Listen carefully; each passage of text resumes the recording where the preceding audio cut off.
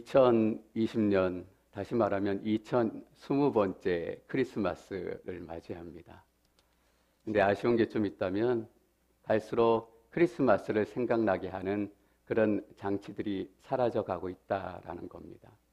거룩한 밤, 고요한 밤, 노엘, 노엘. 크리스마스쯤 되면 이런 하나님을 또 예수 그리스도를 탄생을 기억하는 그런 찬송가들이 쉽게 들려졌던 것 같아요. 근데 그런 캐롤 찬송가는 둘째치고라도 실버벨, 실버벨 이런 크리스마스 팝 뮤직조차 듣기 어려운 시대가 됐어요. 올해는 더 아쉽잖아요.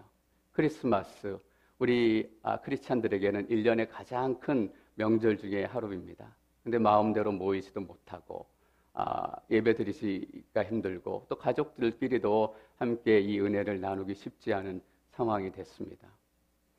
어떤 면에서 보자면 더 어려워질 거예요.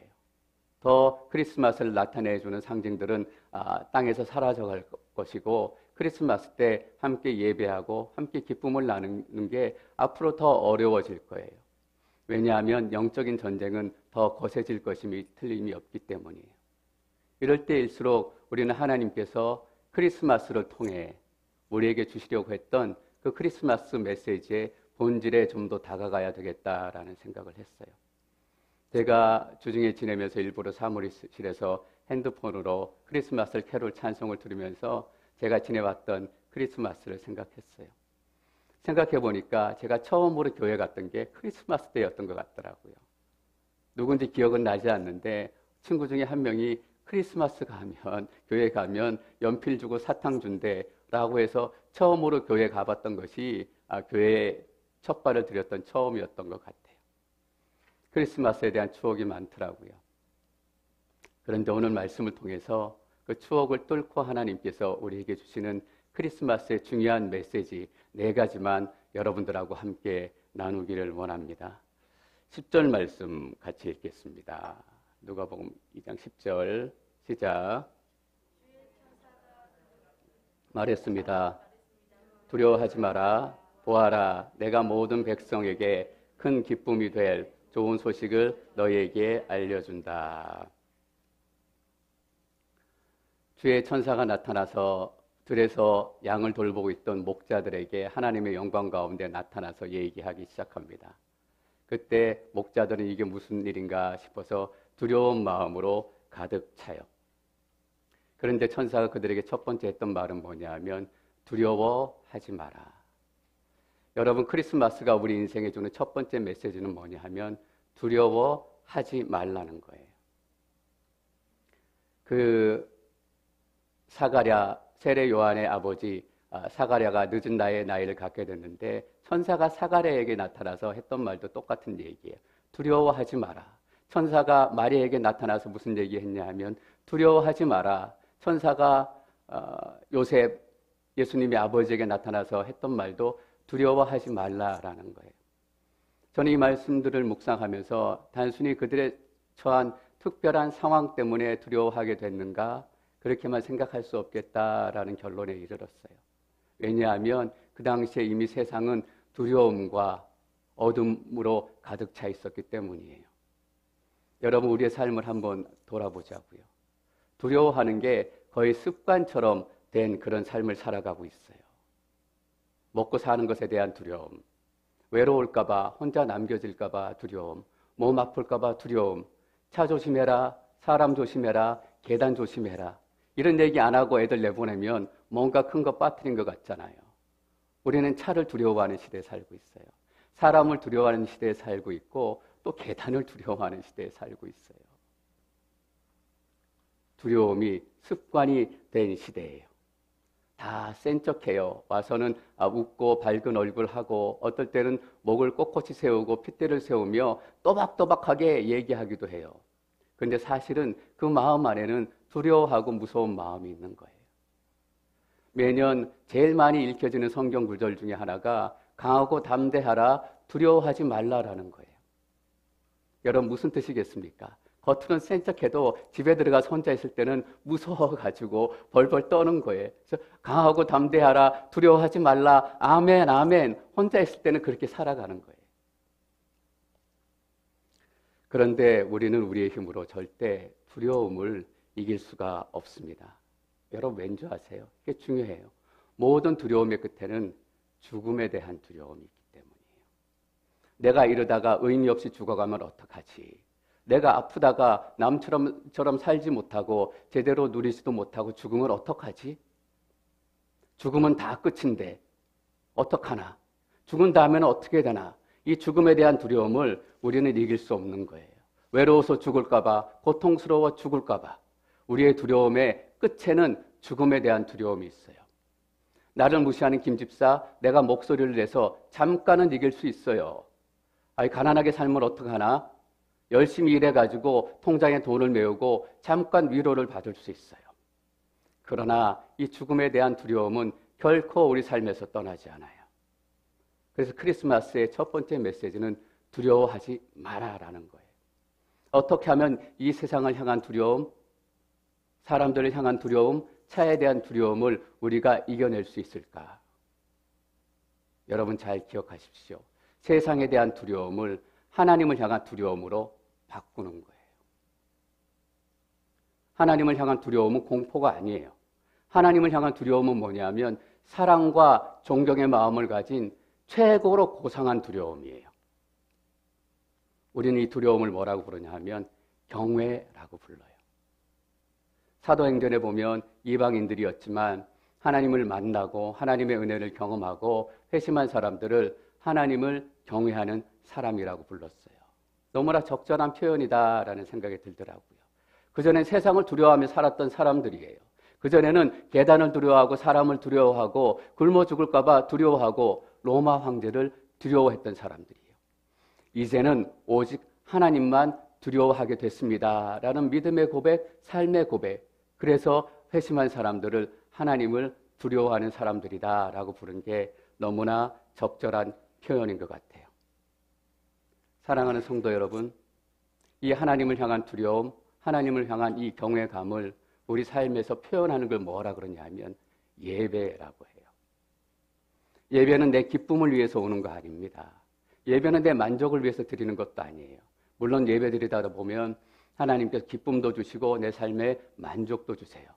예배의 본질은 뭐냐면 하나님을 향한 두려움, 사랑과 존경을 가진 가장 거룩한 또 고상한 두려움을 우리의 마음을 통해 고백을 통해 표현하는 게 예배예요.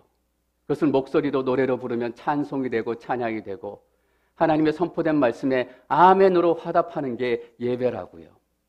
아멘으로 화답하고 그 말씀을 들고 나가서 가족들과의 삶이 실제로 변하는 거예요. 말씀 때문에 아내와의 관계도 변하고 남편과의 관계도 변하고 그전에 이 왼수 같은 놈아라고 얘기했던 자식과의 관계도 변하고 사도 바울은 이렇게 얘기했어요. 너희 몸을 하나님께서 기뻐하시는 거룩한 산 제사로 드리라. 여러분 산 제사는 뭐예요? 살아있는 삶이에요. 죽은 재물이 아니라 우리가 호흡하고 우리가 걷고 움직이고 만나고 교제하고 이 모든 삶을 얘기한다고요. 이 삶을 하나님께 드리는 걸 뭐라고 얘기했냐면 하나님께서 받으실 영적인 예배다라는 거예요. 여러분 예배는 그런 겁니다.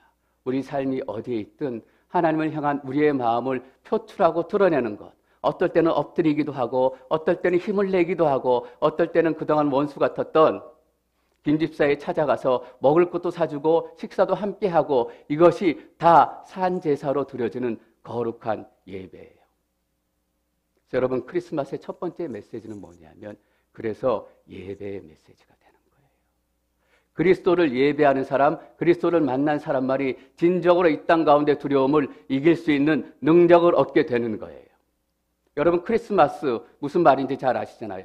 크라이스트와 메스, 그리스도와 메스 예배가 합쳐진 말이에요. 그 말 자체가 그리스도를 예배한다라는 뜻이에요. 그리스도를 예배하면 여러분 삶 가운데 두려움들이 떠나가게 될 줄 믿습니다. 예배하면 사람이 달라져요. 저도 돌아보니까 언제 내 삶이 가장 많이 변했을까? 예배할 때더라고요. 당장 1시간, 2시간 예배할 때는 다 몰랐지만 내가 살아가는 삶의 능력이 예배 능력이더라고요. 그래서 이민사회는 특별히 더 예배해야 돼요. 주일날 와서 예배하고 새벽에 와서 예배하고 혼자 있을 때 예배하고 아침에 일어나서 큐티하고 기도하고, 그렇지 않으면 은혜 받을 길이 없어요. 공동체도 작고 사람들도 흩어져 있고. 두려움을 묵상하고 두려움을 바라보면 우리의 삶은 두려움을 닮아갈 거예요. 그러나 그리스도를 예배하고 그리스도를 계속 묵상하면 우리의 삶이 그리스도의 능력의 삶이 될 줄 믿습니다. 그리고 10절에서 계속해서 뭐라고 얘기하냐면 두려워하지 마라, 보아라, 내가 모든 백성에게. 여기서 내가라는 것은 목자들에게 얘기해주고 있는 천사들입니다. 근데 이 천사들이 말하는 거 아니잖아요, 사실. 천사들은 심부름뿐이에요. 메신저일 뿐이에요. 누구의 메신저인가? 하나님의 메시지를 전해주는 심부름뿐이에요. 내가라는 것은 뭐냐면 이 크리스마스는 하늘에서 시작된 것이고 하나님의 사건이다라는 의미예요. 크리스마스 되면 여기저기서 세일 많이 하더라고요. 그래서 크리스마스 노리는 분들도 많아요. 제가 코스코 광고 이렇게 보니까 그 전에 300불 했던 냄비 세트가 200불이에요. 라면 끓여 먹다가 냄비 태우신 분들 빨리 가셔야 돼요. 비타민 3불이나 세일하더라고요. 한 10%나 세일하는 거예요. 비타민 먹고 싶으셨던 분들 빨리 가셔서 비타민 사세요. 월마트도 세일하고 타겟도 세일해요. 크리스마스가 한국에서는 전통적인 유교 나라였는데 언제 공휴일이 됐을까 찾아보니까 해방되고 나서 얼마 있다가 1949년부터 크리스마스가 대한민국의 휴일이 됐더라고요. 미국은 언제부터 휴일이었을까? 공휴일이었을까? 1870년 정도부터 휴일이 됐더라고요. 그런데 크리스마스가 북한에서는 불법이잖아요. 그리고 많은 아랍 국가에서는 크리스마스를 지키는 것이 불법으로 사람들이 정책으로 정해놨어요. 근데 여러분 아세요? 크리스마스는 사람들이 정한 게 아니라 사람들이 만든 게 아니에요. 코스코가 크리스마스 만든 게 아니라고요. 북한 정권이 크리스마스 못하게 막을 수가 없어요. 왜냐하면 크리스마스는 하늘에서 시작된 하나님의 계획이기 때문이에요. 이사야 7장 14절에 예수님에 대한 예언이 등장합니다. 이사야 7장 14절 말씀 함께 읽겠습니다. 14절 시작.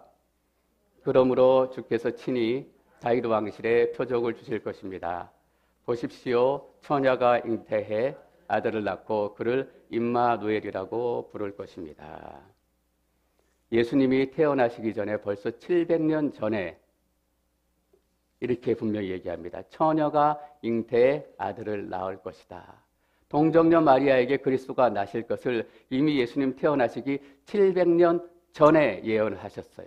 미가서 5장에 보면 이스라엘을 다스릴 네가 베들레헴에서 나올 것이다. 메시아가 베들레헴에서 탄생하실 것이다. 벌써 700년 전에 하나님께서 계획하시고 준비하신 거예요. 창세기 3장 15절 말씀을 볼까요? 창세기 3장 15절입니다. 함께 읽습니다. 시작.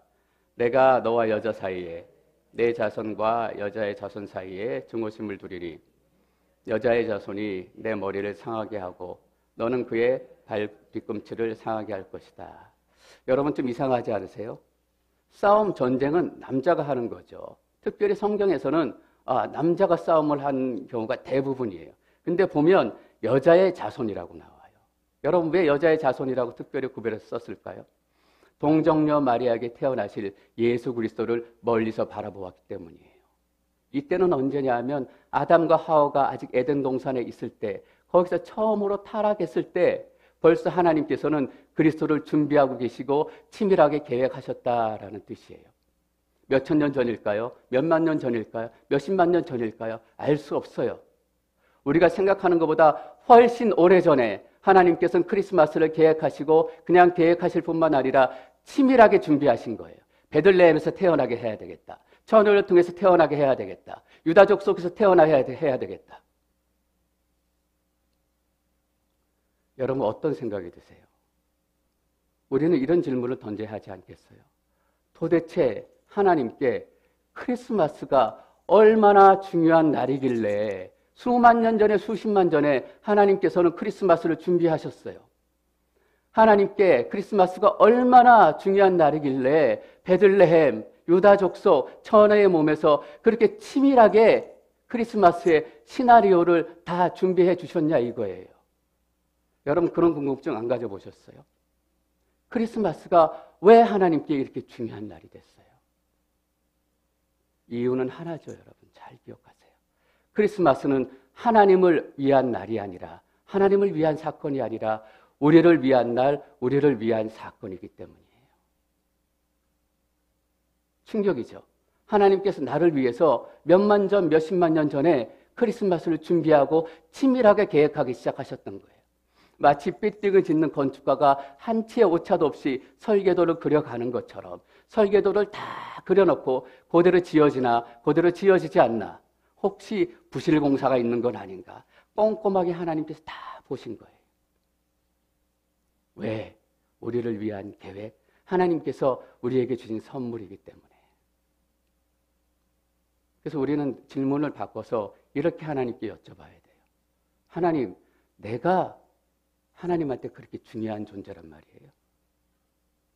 내가 하나님한테 얼마나 중요한 존재길래 나를 위해서 수만 년을 그 많은 사건들을 준비하셨냐라는 거예요. 이제 나이 먹고 직업도 없으니까 이전에 찾아와 주던 사람들도 찾아오지 않고, 이전에 연락했던 사람들도 연락 오지 않고, 보니까 나 빼고 다 모인 거예요. 얼마나 외로워요. 내가 가진 게 없으니까, 힘이 없으니까 이제 나를 왕따시키는구나. 집에 가면 아내도 알아주지 않고 남편도 더 이상 알아주지 않고. 하나님, 이게 나거든요. 정말 외로울 때 정말 외롭게 사는 이게 나예요. 내가 나를 보면 한심하기 그지없어요. 초라하기 그지없다고요. 이런 내가 어떻게 하나님한테 그렇게 중요한 존재가 될 수 있냐고요. 우리는 하나님께 이렇게 질문을 던져야 해요. 그래서 시편 기자는 시편 8편에 이렇게 노래했어요. 하나님, 도대체 사람이 무엇이관데 하나님께서 우리에게 이렇게 마음을 쓰십니까? 사람이 무엇이간데 하나님께서 나에게 이렇게 마음을 쓰십니까? 그 크신 하나님의 사랑이란 찬송가가 있습니다. 그 크신 하나님의 사랑, 그 후렴이 어떻게 되냐면, 하나님의 크신 사랑 측량 다 못하며 얼마나 나를 사랑하시길래. 그런데 이 찬송가에서 이렇게 대답해요. 하나님의 그 크신 사랑은 측량을 다 못한대요. 얼마나 크신 사랑인지 알 수도 없다라는 거예요. 1,000억 불이 얼마나 큰 돈인지 여러분 혹시 상상이 가세요? 저도 1,000억 불이라고 얘기하지만 도대체 1,000억 불이 뭘 얘기하는 건가 감이 안 와요. 근데 1,000억 불을 가져보고 거기서 좀 써본 사람은 1,000억 불이 얼마나 큰 돈인지 안다고요. 왜냐하면 10,000불을 써도 1,000억 불이 줄지 않아요. 10만 불을 써도 줄지 않고 100만 불을 써도 1,000억 불이 줄지 않는 것처럼 보여요.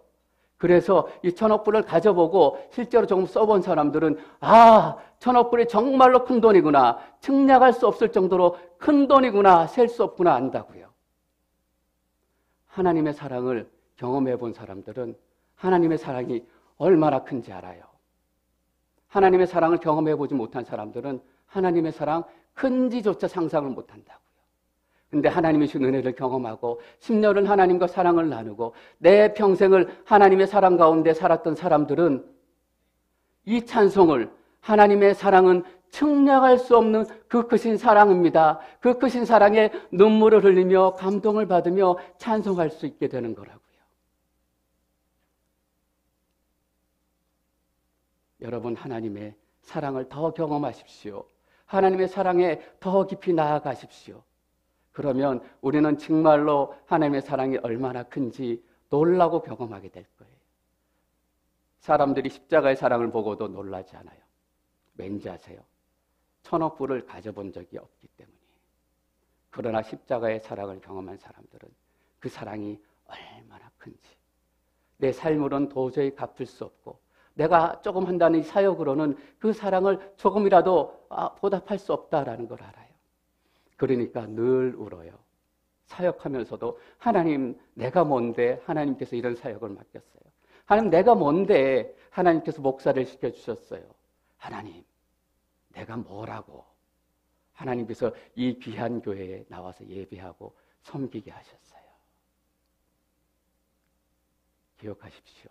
크리스마스는 하늘에서 시작된 하나님의 계획입니다.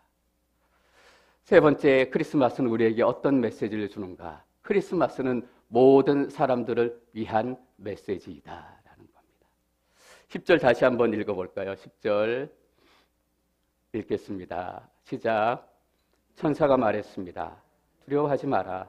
보아라, 내가 모든 백성에게 큰 기쁨이 될 좋은 소식을 너희에게 알려준다.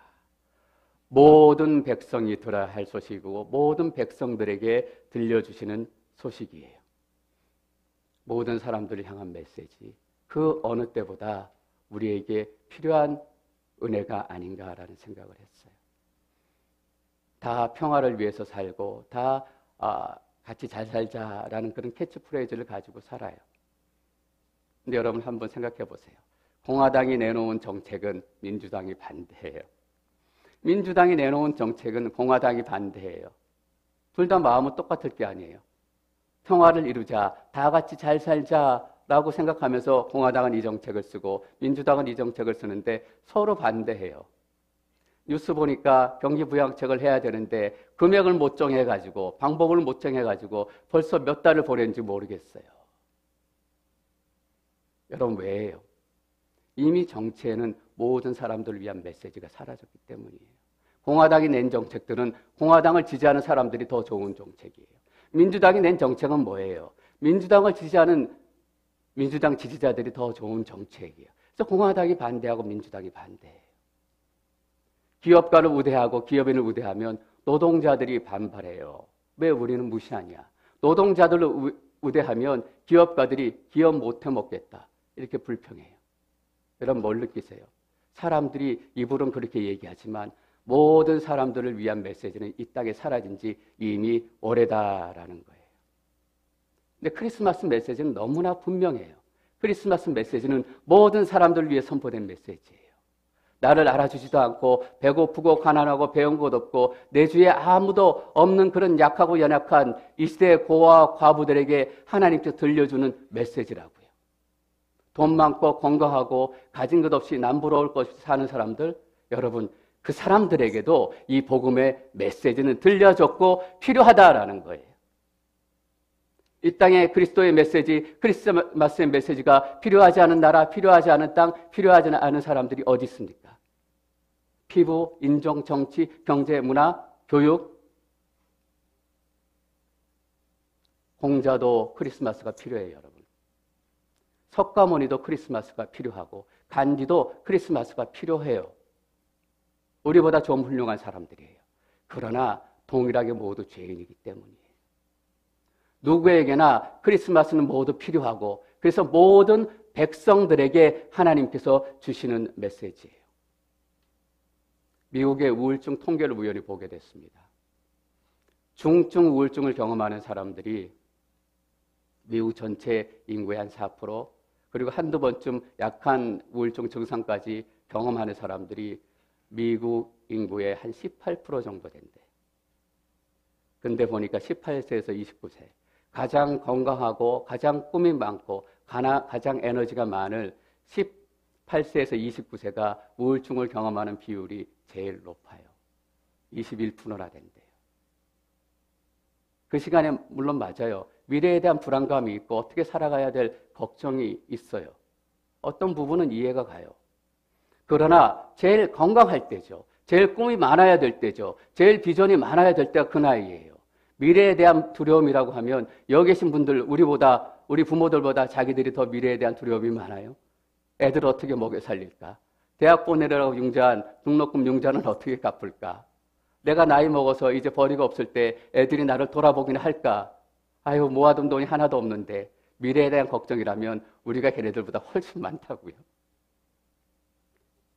근데 왜 그 나이에 있는 가장 건강해야 될 청년들이 우울증을 경험하는 것이 가장 비율이 높을까?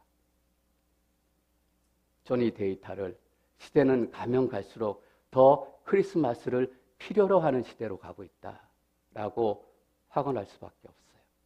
크리스마스를 생각나게 하는 장치들은 사라지고 캐럴도 사라지고 가정 모임도 사라지지만 그러면 그럴수록 이 땅에 크리스마스 메시지를 필요하는 사람들은 더 많아지고 있다.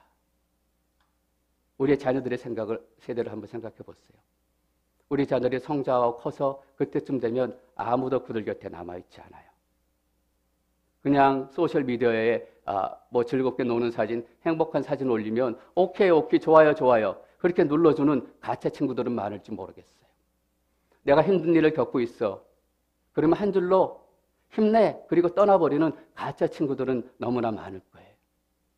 그러나 그들이 삶의 차갑고 냉혹한 현실 앞에 마주 섰을 때 그들 옆에는 아무도 남아있지 않아요. 그때 필요한 게 뭐예요? 네가 얼마나 하나님께 중요한 존재인지, 사람들은 너를 버리고 다 너를 무시해도 네가 얼마나 하나님께 중요하고 값어치 있는 존재이길래 수만 년, 수십만 년 전에 하나님께서 너를 위해 이 크리스마스를 시작하셨고 치밀하게 계획하셨고 우리 자녀들이 크리스마스의 메시지를 듣고 내가 혼자가 아니구나, 내가 버려진 사람이 아니구나, 삶의 차가운 현실 위에서 딛고 일어서는 그런 경험들을 하게 될 거잖아요. 그들에게 주는 메시지예요. 우리에게 주는 메시지예요.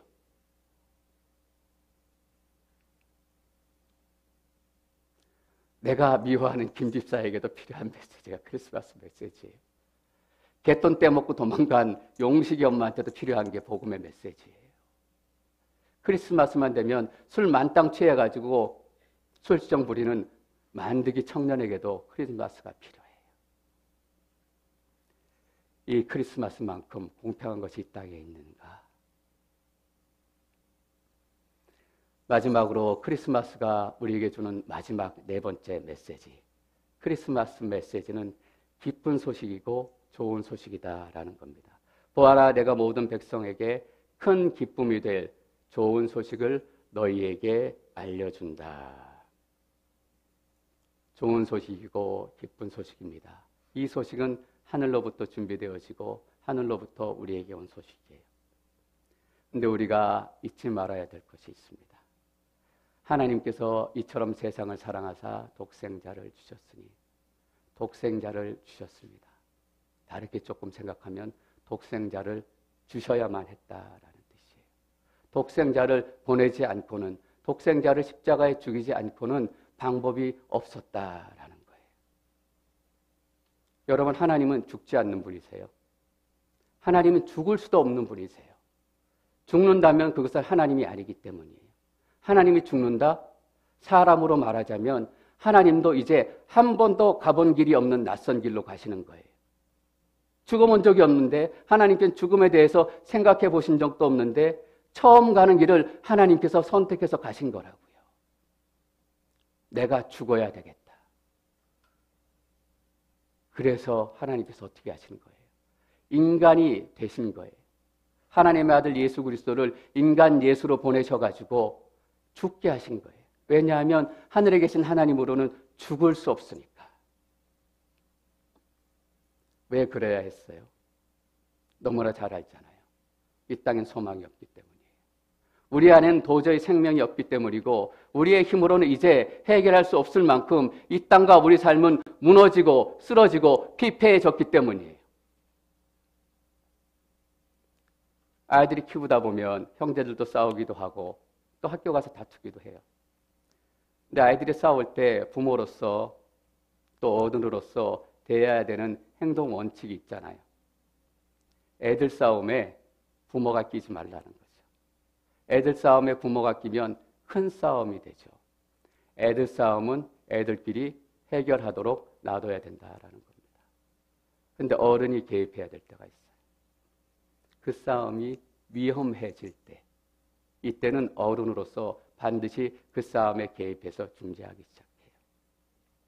하나님께서 왜 독생자 아들을 이 땅 가운데 보내셔야 했는가? 그만큼 이 땅이 위험해졌기 때문입니다. 그만큼 우리의 삶이 위험해졌기 때문이에요. 그래서 단 1%라도 우리 삶의 가능성이 있었다면 하나님께서는 아들을 보내지 않으셨을 거예요. 기쁜 소식, 좋은 소식은 이 하나님의 아픈 소식으로부터 시작을 하는 거예요. 여러분 잘 아시는 렘브란트라는 네덜란드 화가가 있습니다. 1600년도에 활약했던 화가더라고요.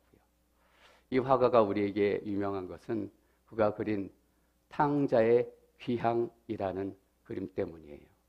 그 그림을 한번 띄워봐 주시겠습니까? 여러분 많이 보시고 또 설교에서도 들으셨을지 모르겠어요. 탕자의 귀향. 누가복음 15장에 이 탕자, 돌아온 탕자의 이야기를 모티브해서 그린 그림이에요. 잘 그 상황을 설명하고 아버지의 마음이나 돌아온 탕자의 그 너더기 같은 모습을 잘 보여줬어요.